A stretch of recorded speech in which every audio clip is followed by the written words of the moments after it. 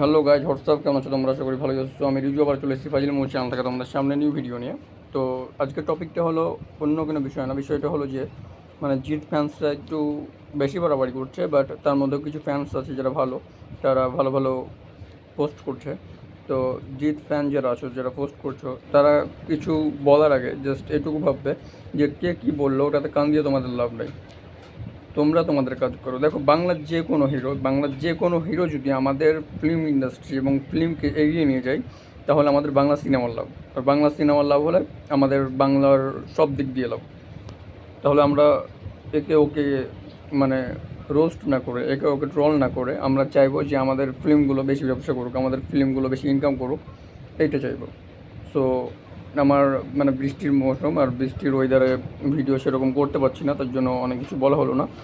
আর আমাদের সেরকম সেট আপও নাই যে যখন তখন ভিডিও করতে পারবো। তো কথাটা হলো, সাকিব খানের যারা ফ্যান আছো, তো প্লিজ দয়া করে তোমরা একে ওকে রোস্ট করো না। একটা ফিল্মের ব্যবসা করছে মানে যে আরেকটা হিরোর ব্যবসা করবে, এটা ভুল কথা।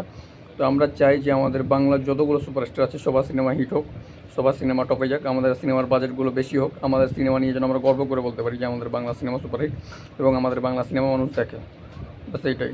সিনেমা নিয়ে রিভিউ দেওয়ার অনেক মানে বলতে গেলে অনেকখানি ভিডিও হয়ে যেত।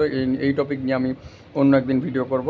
তো প্লিজ দয়া করে কেউ কাউকে ট্রোল করো না, যাতে আরও অন্যান্য মানুষ হাসাহাসি করে।